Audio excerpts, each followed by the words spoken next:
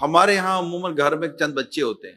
ایک بچہ بڑا ڈسپلن والا ہوتا ہے، آپ کہیں لے جاؤ تو بیٹھ جاتا ہے، آپ کے ساتھ ہی چپکا رہتا ہے. آپ میں سے جو اپنے بچوں کو لے کر جاتے ہیں ان کو تجربہ ہوگا. اور ایک بچہ ہوتا ہے جو بیٹھتا ہی نہیں ہے، نہ گھر میں بیٹھتا ہے نہ کہیں اور بیٹھتا ہے. ادھر سے ہماری جمپ ادھر گیا، ادھر سے ہماری جمپ ادھر گیا. یعنی ایک ایکٹیو ہوتے ہیں اور ایک بچے اوور ایکٹیو ہوتے ہیں. تو وہ بہت زیادہ جو بیٹھتا نہیں ہے نا، غصے سے پکڑ کے اس کا ہاتھ پکڑ کے بیٹھانا، وہ پھر تھوڑی دیر بیٹھ جاتا ہے پھر بھاگتا ہے، پھر ادھر نکل پھر کدھر چلا گیا. ہوتا یہ ہے کہ پھر ایسے بچے کو والد اپنے ساتھ گھماتا ہی نہیں ہے. اس کو رکھو اپنے پاس، تو آ جا تو مت بیٹھا ہے، آپ آ جاؤ.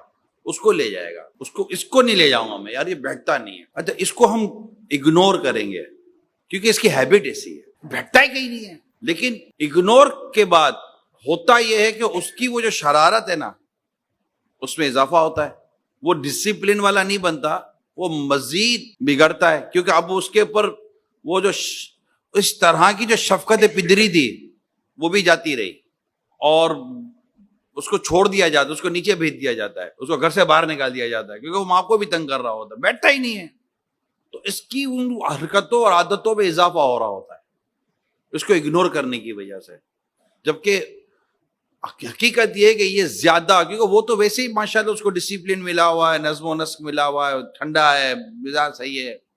لیکن اس کو آپ شفقت زیادہ دے رہے ہیں اور اس کو کم دے رہے ہیں، تو ایک تو اس کی شرارتوں میں اضافہ ہوگا، اس کو ضد چڑھے گی، اور وہ اپنے اس بھائی کے لیے جو اس کے دل میں بغض پیدا ہوگا وہ الگ، احساس کمتری کا شکار ہو جائے گا وہ الگ. تو یہ ساری چیزیں جو ہے نا ہمارے یہاں جو خصوصی اسلام میں ہوتے ہیں نا، معذور جو ہوتے ہیں، بول نہیں سکتے، دیکھ نہیں سکتے، سن نہیں سکتے، یہ ان کے والدین یہ کمپلین کرتے ہیں کہ یہ ضدی بہت ہے، یہ یوں بہت ہے. تو یہ اصل میں اس کی ایک وجہ یہ ہے کہ چونکہ یہ بول نہیں سکتے، سن نہیں سکتے تھے، تو ماں باپ انہیں بچپن میں اگنور کرتے ہیں. تو وہ سمجھ ہی نہیں رہا ہوتا، نہ ان کو ان کی سمجھ میں آ رہی ہے نہ ان کی سمجھ میں آ رہی ہے. اور وہ اپنی آنکھوں کے سامنے دیکھ رہا ہے کہ دوسروں کے ساتھ بات چیت ہو رہی ہے، ہنسی مذاق ہو رہی ہے، میں بیٹھا ہوا ہوں ویسے ہی.